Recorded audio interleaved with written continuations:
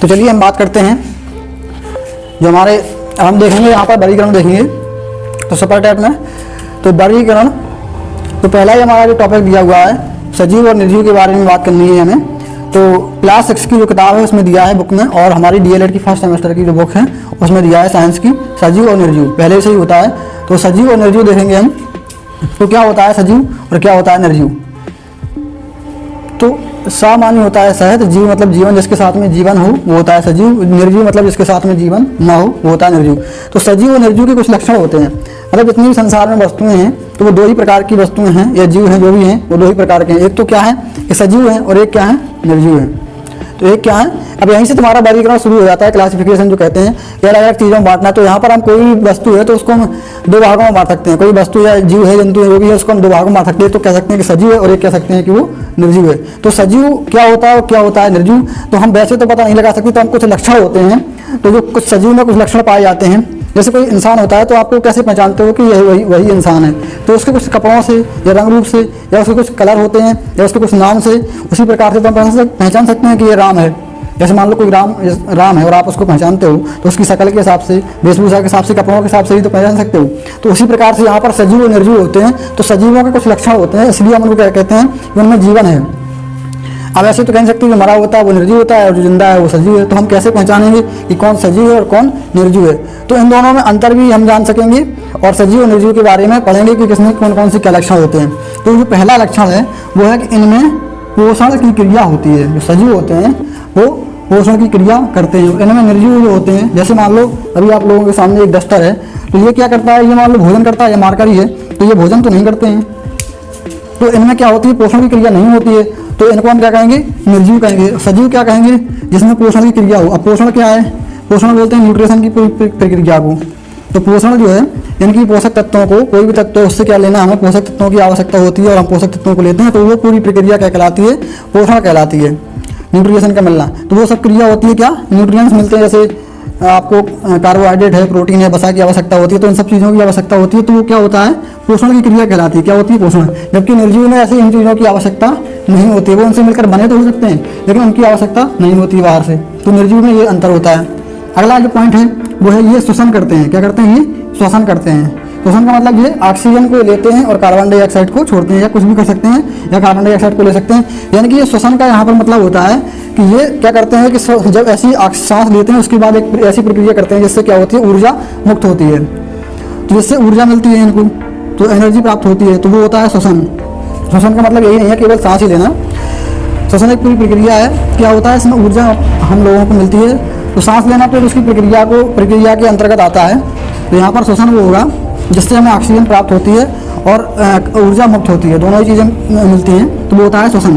तो ये क्या होता है कि सजीव क्या होते हैं, ये श्वसन करते हैं, यानी कि सांस लेते हैं और प्लस यानी कि जो ऑक्सीजन लेती है, कार्बन डाइऑक्साइड छोड़ते हैं, जो भी करते हैं दोनों प्रक्रियाएं करते हैं। कार्बन डाइऑक्साइड भी, पेड़ पौधे जो होते हैं वो कार्बन डाइऑक्साइड को ग्रहण करते हैं और ऑक्सीजन को मुक्त करते हैं। तो उसमें क्या मिलती है, उनको ऊर्जा मिलती है। तो उसको हम क्या कहेंगे, श्वसन कहेंगे। उस प्रक्रिया का कहते हैं श्वसन, यानी कि उसको बोलेंगे श्वसन।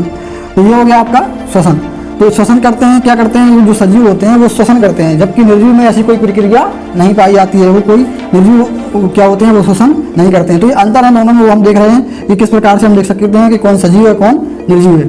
तो अगला पॉइंट है, इनमें वृद्धि होती है। इनमें क्या होता है, वृद्धि होती है। तो जो भी कोई जीव है तो क्या है, आप लोग कहेंगे कि कोई सामान है उसको हम बढ़ाते जाए तो उसमें वृद्धि हो जाएगी, वो वृद्धि नहीं मानी जाएगी। जैसे ईंट के ऊपर ईंट रखती जाए तो ईंट बढ़ जाएंगी बहुत सारी, तो ईंट तो निर्जीव है। तो ऐसा नहीं है, वृद्धि का मतलब ये होता है तो स्वयं से ग्रो करे और आप लोगों को पहचान में भी ना आए। जैसे कोई वृद्धि करता है तो आप लोग देख तो नहीं पाते हो कि इतना बढ़ गया, लेकिन बाद में जब अंतर बाद थोड़ी समय बाद पता चलता है कि इसमें वृद्धि हो गई, यानी कि बढ़ जाता है।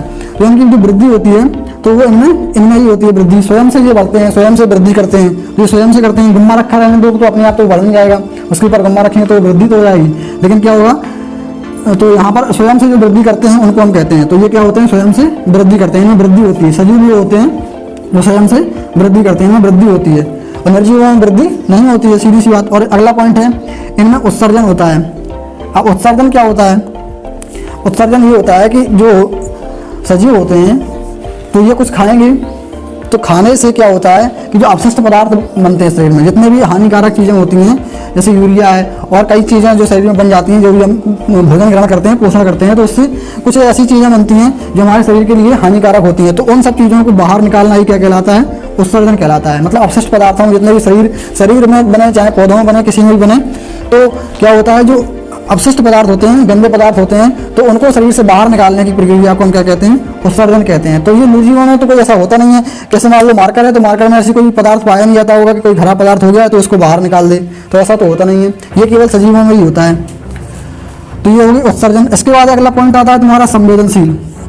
अब मार्कर को तुम पानी में गर्म कर दोगे, ऐसे रख दोगे, तो इसको पता नहीं चलेगा आपको कि ये गर्म है कि ठंडा है। लेकिन जब आप लोग कोई भी गर्म पानी में हाथ डालोगे, ठंडे पानी में हाथ डालोगे, सर्दियों में ठंडे पानी में हाथ डालोगे तो बहुत ठंडा लगेगा, और गर्मियों में जब डालोगे तो गर्म पानी में तो बहुत गर्म लगेगा।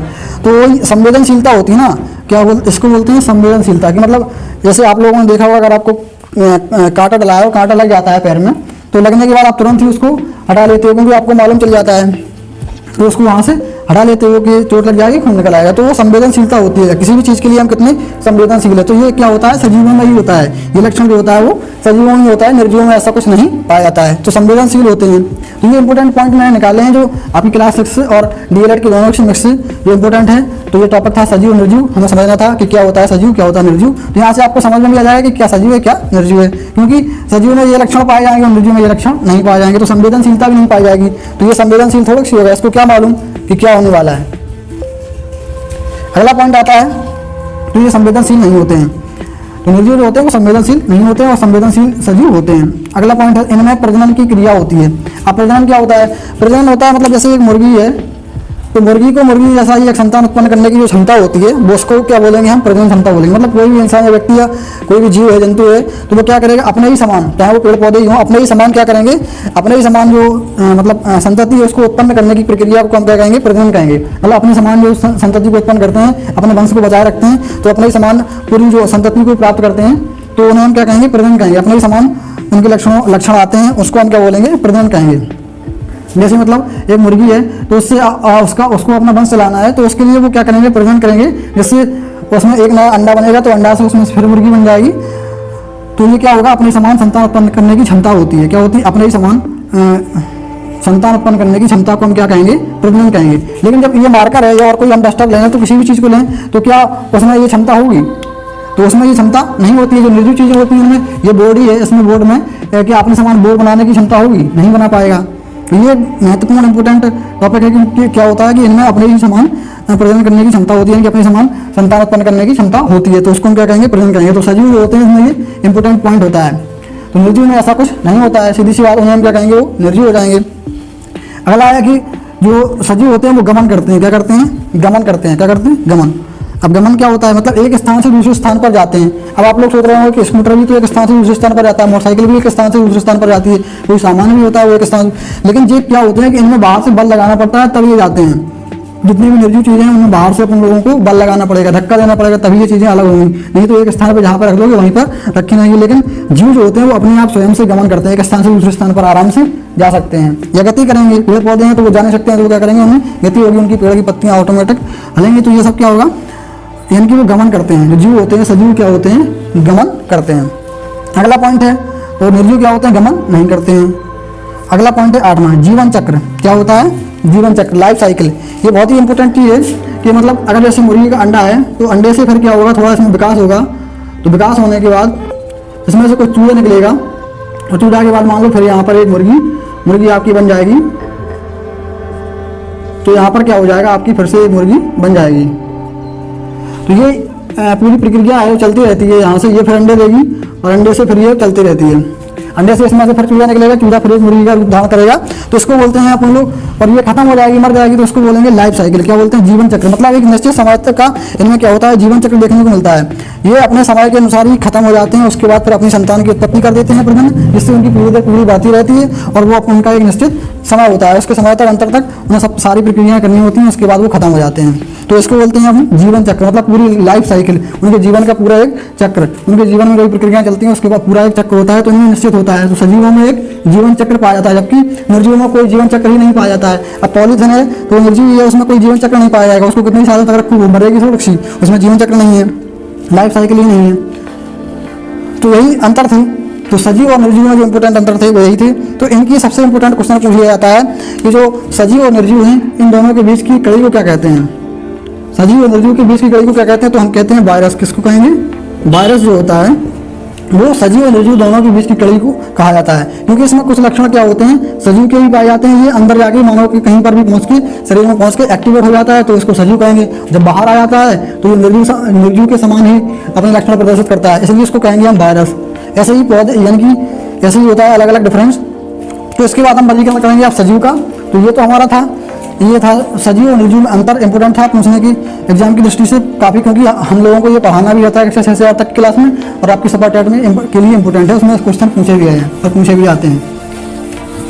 तो आप लोग इनको पॉइंटों को वीडियो पॉज करके नोट कर सकते हैं, काफ़ी इंपोर्टेंट पॉइंट है। तो यही इंपोर्टेंट पॉइंट थे, और उनकी जो बीच की कड़ी उसको हम क्या कहेंगे, सजीव और निर्जीव की बीच की कड़ी को वायरस कहेंगे।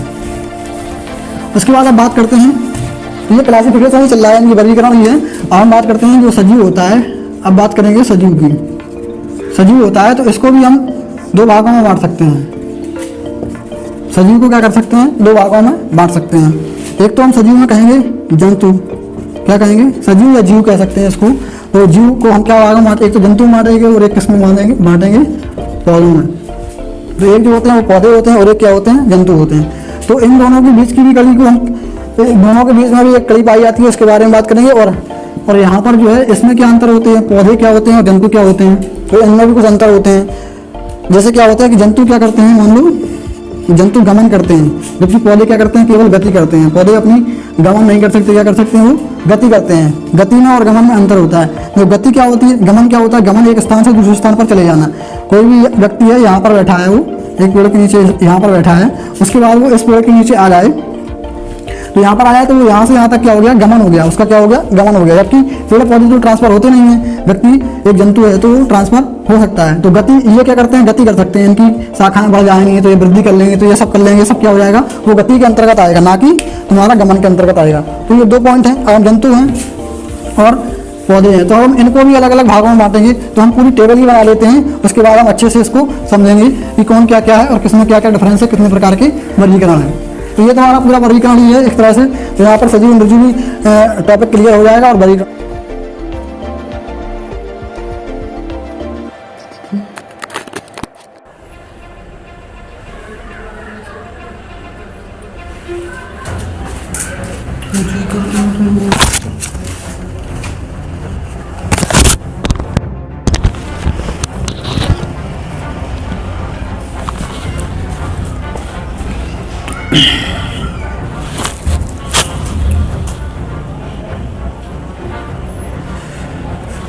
तो हमने यहाँ पर सजीव को दो भागों में बांटा था। तो यहाँ पर देखिए जंतु है और एक पौधे हैं, तो इनमें भी डिफरेंस होता है कि जंतु क्या कर सकते हैं और पौधे क्या कर सकते हैं। तो जंतु जो होते हैं वो क्या कर सकते हैं, गमन कर सकते हैं, पौधे गमन नहीं कर सकते, एक स्थान से दूसरे स्थान पर नहीं जा सकते। और काफ़ी डिफरेंस होते हैं इनमें, उनका सिस्टम भी पूरा अलग होता है। पौधे में और जंतुओं में काफ़ी अंतर होता है। जो जंतु होते हैं वो दूसरों पर निर्भर रहते हैं भोजन के लिए, और जो पौधे होते हैं वो अपना भोजन स्वयं बनाते हैं। प्रकाश संश्लेषण की प्रक्रिया में ये अपना स्वयं भोजन बनाते हैं। तो काफ़ी अंतर है इनमें। तो हमने क्या करना है, देखना है वर्गीकरण कि सजीव है, तो हम यहाँ पर निर्जीव की बात नहीं कर रहे हैं, यहाँ पर हमें पढ़ना है केवल सजीव के बारे में। तो सजीव की बात कर रहे हैं। सजीव को दो भागों में बांटा गया है। सजीव क्या है, दो भागों में है, या जीव को हम कहेंगे दो भागों में बांटा गया है। तो जहाँ पर अगर बात आती है जीव की, तो जीव में दोनों ही आ जाते हैं। और जब बात आती है जंतु की, तो जंतु में केवल एनिमल्स आते हैं, इनको बोलते हैं एनिमल्स। एनिमल, तो एनिमल्स होंगे जितने भी तुम्हारे एनिमल्स हैं वो यहाँ पर आएंगे जंतु में, और जितने भी प्लांट हैं वो आएंगे आपके पौधे में। तो चलिए, तो जंतु हैं, हमें देखना है। पौधों को बाद में वर्गीकृत करेंगे, पहले हम जंतुओं को बांट लेते हैं। जंतु कितने प्रकार के हो सकते हैं, उनमें कौन कौन से प्रकार अलग अलग पाए जाते हैं, किस प्रकार के आधार पर। तो जंतु को हम देखेंगे संरचना के आधार पर, यानी कि ऑर्गेनाइजेशन के आधार पर, कि जिनकी संरचना होती है वो कैसी होती है। तो संरचना के आधार पर अगर हम बात करेंगे तो जंतु जो होते हैं वो एक कोष की होते हैं। कैसे होते हैं, एक कोष की और बहुकोष की। अगर संरचना के आधार पर बात की जाए तो हम इनको दो भागों में बांट सकते हैं, एक है एक कोष की और एक है बहुकोष की। तो एक कोष की क्या होता है, यूनिसेलुलर, यानी कि जिसमें एक कोशिका होती है। संरचना कैसी होती है, यानी कि कोई भी चीज़ है जो जिससे मिलकर बनी होती है, संगठन होता है। जैसे एक दीवार है, तो दीवार में क्या क्या चीज़ें मिलकर बनी होती हैं। तो दीवार में डुगुम्मा होता है और ईंट होती है, इसको बोलते हैं, और सीमेंट होता है। तो और उसके बाद गिट्टी है, कंक्रीट, काफ़ी चीज़ें होती हैं मिलकर बनती है। तो वही होती है उसकी संरचना, कि वो बना कैसे है। तो ये जो संरचना के आधार पर बात की जाए तो एक कोष की होता है और बहुकोष की होता है। जो जंतु होते हैं वो एक कोष की होते हैं। इसमें एक कोष की में क्या आता है, तुम्हारा अमीबा है, और पैरामीशियम है। तो ये सब चीज़ें आ जाती है बहुकोशिकीय में, जैसे एनिमल यानी कि ह्यूमन है, मनुष्य है और कई जानवर हैं। इतने प्रकार की बहुत सारी कोशिकाएं हैं। बहुकोशिकीय का मतलब होता है बहु मतलब बहुत सारी, और जैसे बहुवचन होता है तो बहु मतलब बहुकोशिकीय होती हैं तो बहुत सारी, जिसमें कोशिकाएं हैं। और एक कोशिका में केवल एक ही कोशिका होती है। अब कोशिका क्या होती है इसके बारे में पूरा टॉपिक हम कवर करेंगे। अगला हमारा यही टॉपिक होने वाला है कोशिका। तो कोशिका के बारे में जानेंगे। क्या होता है कि जो हमारा जीव है, बता देते हैं आप लोगों को। तो ये मान लो एक शरीर है, बॉडी है, तो इसमें कुछ सिस्टम्स होते हैं मनुष्य की। तो यहाँ पर होती है एक कोशिका। पहले आप समझो एक कोशिका है, तो कोशिका जब दो कोशिका मिल जाती हैं तो क्या बनाती हैं, ऊतक। क्या बनाती हैं, ऊतक। यहाँ पर हम कहते हैं कोशिका को। तो जब कोशिका है, तो जब एक कोशिका है, उसके बाद कई कोशिका एक साथ मिलकर एक समान कार्य करती हैं, तो उसको हम क्या कहेंगे, ऊतक कहेंगे। ऊतक कई मिल जाते हैं, उसको बनाते हैं, क्या बनाते हैं, अंग। क्या बनाते हैं, अंग। और कई अंग मिलकर क्या बनाते हैं, पूरा अंग तंत्र बनाते हैं। तो यहाँ पर अंग तंत्र बना देंगे। तो अंग तंत्र, कई अंग तंत्र मिलकर क्या बना देंगे, जैसे पाचन तंत्र है, तो ये तंत्र है पूरा, तो कई अंग तंत्र मिलकर क्या बना देते हैं, पूरा शरीर बना देते हैं। क्या बना देते हैं, शरीर बना देते हैं। ये एक संरचना हो जाती है। यानी कि शरीर जो होता है वो अंग तंत्र से मिलकर बना होता है। तो अंग तंत्र अंग से मिलकर बने होते हैं, और अंग किससे बने होते हैं, ऊतक से, और ऊतक किसके बने होते हैं, कोशिका के। तो जो शरीर की सबसे सूक्ष्म इकाई हुई तो वो क्या हुई, कोशिका हुई।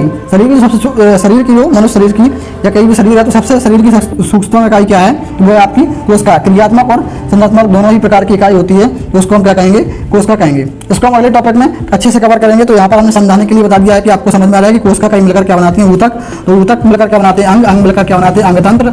और अंग तंत्र मिलकर क्या बनाते हैं, पूरी हमारी बॉडी यानी कि शरीर बनाते हैं। इसका उदाहरण भी हम बाद में समझाएंगे, तो क्योंकि कोशिका के टॉपिक में कवर करेंगे। यहाँ पर केवल समझाना था कि एक कोशिकीय और बहुकोशिकीय क्या होता है। इसके बाद हम बात करेंगे। तो एक कोशिकीय और बहुकोशिकीय तो आप लोगों को समझ में आ गया होगा कि क्या होता है। तो वहीं से बनता है जिसमें एक ही कोशिका पाई जाती है वो हो जाता है एक कोशिकीय। इसमें बहुत सारी कोशिकाएं मिलकर अंग तंत्र बनाती हैं, तो वो बॉडी बनाती है, तो उसको हम कहेंगे बहुकोशिकीय। अगला होता है मेरुदंड। जो मेरुदंड यानी कमर की हड्डी, रीढ़ की हड्डी पाई जाती है, इसको बोलेंगे कमर की हड्डी पाई जाती है, सभी मनुष्यों में पाई जाती है, तो उसको ही बोलते हैं अपन लोग मेरुदंड। तो जिसमें पाई जाएगी उसको क्या कहेंगे, कशेरुकी। क्या कहेंगे, कशेरुकी। याद कैसे रख सकते हैं, कशेरुकी बोलेंगे इसको। इसके ऊपर कसी है तो रुकी, कस के रुकी, तो वो है कशेरुकी, ऐसे याद कर सकते हैं। तो ये है आपका कशेरुकी। क्या हो जाएगा, जिसके पास मेरुदंड है तो उसको बोलेंगे कशेरुकी। जिसके पास नहीं है, उसके पास केवल आ लगाएंगे, आ माने नहीं हो जाएगा, तो आ कशेरुकी। यहाँ पर दो प्रकार के हो जाएंगे मेरुदंड के आधार पर। कैसे हो जाएंगे, यहाँ पर जो मेरुदंड है जिसमें पाई जाती है उसको क्या कहेंगे, कशेरुकी और आ कशेरुकी, बार बार बता रहे हैं। इसके बाद अगला टॉपिक है वो है प्रजनन। प्रजनन के आधार पर अगर कोई प्रजनन करता है यानी कि जंतु, तो प्रजनन के आधार पर किस प्रकार के होते हैं, तो ये होते हैं, एक तो होता है तुम्हारा अंडयुज। क्या होता है, अंडयुज। और एक होता है जरायुज। अब अंडयुज का मतलब क्या होता है, जैसे हमने उदाहरण बताया था आपको मुर्गी का। जो मुर्गी है, मुर्गी का अंडा है, उसमें से अगर चूजा निकलता है तो उसको क्या बोलते हैं, यानी कि अंडयुज। जो अंडा देते हैं उसको बोलते हैं अंडयुज। सीधी सी बात, जितने भी तुम्हारे जीव हैं, जंतु हैं, तो जंतु क्या करते हैं, जो अंडा देते हैं उनको हम कहेंगे अंडयुज। और जितने भी जरायुज यानी कि बच्चे पैदा करते हैं उनको क्या कहेंगे, जरायुज। अब जरायुज यानी कि जो प्लेसेंटा होता है इसको बोलते हैं प्लेसेंटा। क्या बोलते हैं, प्लेसेंटा। यानी कि हिंदी में कहें तो इसको बोलते हैं नाड़ा। तो जिनमें जो अपरा, हिंदी में इसको अपरा भी बोलते हैं, अपरा। तो किन में पाया जाता है, अपरा पूछ सकता है, काफी इंपोर्टेंट है, यहीं से क्वेश्चन बनता है। जो नाड़ा यानी कि अपरा है, प्लेसेंटा है, तो वो किसमें यानी कि पाया जाता है, जरायुज में पाया जाता है कि अंडयुज में पाया जाता है। तो आपका वो जरायुज में पाया जाएगा, किसमें पाया जाएगा, जरायुज में। जरायुज का मतलब ये उसमें जरा से उसके साथ में युद्ध पैदा हो, यानी कि जो बच्चे देते हों, जितने भी बच्चे देते हैं उनमें ये प्लेसेंटा यानी कि नाड़ा पाया जाता है। क्योंकि जो बच्चे देंगे तो उनको माँ से कनेक्ट करने के लिए कुछ ना कुछ चाहिए, एक नली के रूप में संरचना चाहिए जिससे उसको भोजन प्राप्त हो सके। तो उसके लिए क्या करते हैं, ये जरायुज को प्रयोग करते हैं, तो उनको हम बोलते हैं जरायुज। प्लेसेंटा का प्रयोग करते हैं तो उनको हम क्या कहेंगे, जरायुज। जिसमें अंडा बनता है उसको क्या कहेंगे, अंडयुज। जो अंडे देते हैं वो हो जाएंगे अंडयुज, और जो बच्चे देते हैं उनको हम कहेंगे जरायुज, जिनमें प्लेसेंटा पाया जाएगा यानी कि अपरा पाया जाएगा। तो ये होगा तुम्हारे प्रजनन के आधार पर। प्रजनन हमने बताया था, प्रजनन क्या होता है, अपने ही समान की संतान को उत्पन्न करना ही क्या कहलाता है, प्रजनन कहलाता है। अगला है तुम्हारा वास स्थान के आधार पर जंतु होते हैं, वो कौन कौन से होते हैं। तो वास स्थान के आधार पर जंतु होते हैं, वो एक जलीय होते हैं, एक वायवीय होते हैं और एक स्थलीय होते हैं, एक उभयचर होते हैं। अब हम आप लोगों को बता देते हैं, तो ये आप लोग नोट कर लें। और उसके बाद बताते देखो, जलीय जीव क्या होते हैं, वास स्थान मतलब होता है रहने का स्थान, की जो जिस स्थान पर रहता है उसी उसका वो क्या हो जाता है, वास स्थान हो जाता है। तो जलीय जीव वास स्थान के आधार पर कैसे होंगे, जलीय जीव जल में रहते होंगे, जैसे मछली है और काफी चीजें हैं, घोंघा, तो ये सब क्या रहते हैं, जल में रहते हैं, तो हो जाएंगे आपकी जलीय जीव। वायवीय का मतलब होता है जो वायु में रहें, कहाँ पर रहते हैं, वायु में, जैसे पक्षी होते हैं, जितने भी होते हैं तो वो सब इसमें आ जाएंगे, वायवीय जीव हो जाएंगे जो वायु में रहते हैं। और स्थलीय का मतलब होता है जमीन या धरती पर रहते हैं, जो स्थल पर रहते हैं, तो हो जाएगा आपका स्थलीय। क्या हो जाएगा, स्थलीय यानी कि धरती पर रहते हैं। जैसे कई जानवर हैं जो हाथी है, मनुष्य है, कई प्राणी हैं जो रहते हैं यहाँ पर, तो वो हो जाएंगे तुम्हारे स्थलीय। क्या हो जाएंगे? स्थलीय। अब उभयचर ये पूछ लेता है, उभयचर क्या होता है? उभयचर का मतलब होता है जो दोनों में रहता है। देखो, जल में भी रहे और स्थल में भी रहे। जो जल में भी रहता है, और यहाँ पर वायु की बात नहीं की जा रही है, केवल जल की और स्थल की बात की जाए तो वो दोनों में रहता है, उसको हम कहेंगे उभयचर। उसको बोल देते हैं उभयचर। उभयचर का मतलब होता है, उभय मतलब दोनों में जो पाया जाए, तो वो होता है चर। ऐसा चर जो दोनों में ही पाया जाए तो उसको क्या बोलेंगे? उभयचर। जो दोनों में ही कॉमन पाया जाता है। मतलब एक इंसान ऐसा होता है, जैसे मान लिया कोई खेल खेल रहे हैं तो वो दोनों तरफ हो जाए तो वो क्या हो जाएगा? उभयचर हो जाएगा।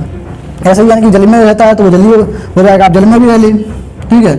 जैसे कि मान लिया आपका मगरमच्छ हो जाता है, कछुआ हो जाता है, तो दोनों में ही रह लेता है। जैसे अगर जल से मछली को बाहर निकाला जाता है तो वो मर जाती है, लेकिन कछुआ को बाहर निकाल देंगे तो वो इतनी जल्दी वो मरता ही नहीं है। तो और मगरमच्छ भी बाहर आ सकता है। तो मतलब क्या होता है कि वो उभयचर भी होता है, यानी कि स्थलीय भी होता है और जलीय भी होता है।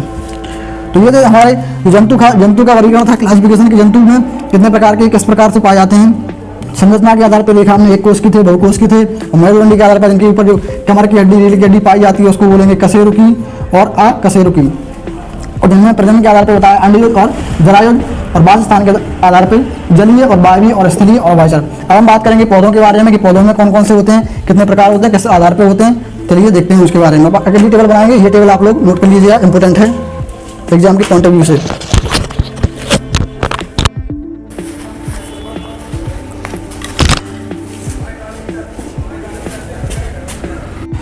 चलिए तो हम बात करते हैं पौधों के बारे में। जो पौधे होते हैं उनको हम पुष्प के आधार पर, आकार के आधार पर, आयु के आधार पर अलग अलग भागों में बांट सकते हैं। तो पुष्प के आधार पर जो पुष्प होता है, फूल लगता है, तो वो पुष्प के आधार पर दो प्रकार के पौधे पाए जाते हैं। एक तो तुम्हारे होते हैं पुष्पीय पौधे और एक होते हैं अपुष्पीय पौधे। मतलब जिनमें पुष्प पाया जाता है, जैसे केला है, आम है, ये सब चीज़ों में पुष्प पाया जाता है, जिनमें पुष्प बनता है, तो वो क्या हो जाएंगे? आपके पुष्पीय पौधे। जैसे फर्न है, और तो इनमें पुष्प नहीं बनते हैं, तो ये हो जाते हैं अपुष्पीय पौधे। कैसे हो जाते हैं? अपुष्पीय पौधे में बीजाणुओं के द्वारा ट्रांसफॉर्मेशन होता है, मतलब कि जो निषेचन होता है, फर्टिलाइजेशन, तो वही होता है, बीजाणुओं द्वारा ही अपना ये मतलब बनाते हैं। आप लोग सोच रहे हो इनमें पुष्प नहीं होता है तो निषेचन क्रिया कैसे होती होगी, कैसे ये अपना बनाते होंगे, मतलब अपनी पीढ़ी को कैसे ले जाते होंगे। तो उनमें बीजाणु बनते हैं, तो बीजाणु उसके बाद फट जाते हैं, तो वो फर्टिलाइजेशन हो जाता है उसके बाद, और उसमें इनका बीज का रूपांतरण हो जाता है, तो अपुष्पीय पौधे होते हैं। तो एक होता है पुष्पीय और एक होता है अपुष्पीय। तो यहाँ पर पुष्प के आधार पर होते हैं पुष्पीय, अपुष्पीय और फर्न। तो पुष्पीय मतलब इसमें पुष्प लगते हैं वो हो जाएंगे पुष्पीय पौधे, जिसमें पुष्प ना लगते हैं, तो जिसमें फूल नहीं लगते हैं, पुष्प का मतलब होता है फूल, फूल नहीं लगते हैं तो उनको बोलेंगे अपुष्पीय, और जिसमें फूल लगते हैं उसको बोलेंगे पुष्पीय। आकार के आधार पर मुझे मिले नहीं, इसको मैं बाद में डिस्कशन करूँगा, क्योंकि इनका पूरा विवरण आप लोगों को अलग ही इनका पूरा डिस्कशन करना है, तो इनको बाद में समझाएंगे। तो यहाँ पर आयु के आधार पर तो 1 वर्षीय और 2 वर्षीय, 2 वर्षीय, मतलब इनको 1 वर्ष जीते हैं वो 1 वर्षीय, 2 वर्ष जीते हैं 2 वर्षीय, और जो बहुत सारी सालों तक जीते हैं जैसे बरगद, तो वो हो जाएंगे बहुवर्षीय पौधे। तो बस ये तुम्हारा वर्गीकरण इतना ही था। तो अब अगली क्लास जो बात करेंगे कोशिका के बारे में, सेल्स के बारे में, तो उसके बारे में भी जानेंगे। तो इतना ही टॉपिक्स करना है कवर, क्योंकि साइंस अगर आप लोग डीपली पढ़ोगे तो बहुत ज़्यादा हो जाएगी साइंस। तो इतना ही हमें बस साइंस कवर करना है, उसी हिसाब से पढ़ना है जितना हमारा सपोर्ट में पूछा जाए। वैसे तो पढ़ने को आप लोगों को बहुत साइंस है, पढ़ते ही रहिए। तो इतनी ही साइंस पढ़िए, इतनी साइंस आपकी सपोर्ट के लिए इंपॉर्टेंट है और आनी है, जो आपके क्लास 6 में और 7th 8th में दी हुई है और आपकी DLED की किताबों में दी हुई है। तो चलिए मिलते हैं नेक्स्ट वीडियो में, तब तक के लिए बाय।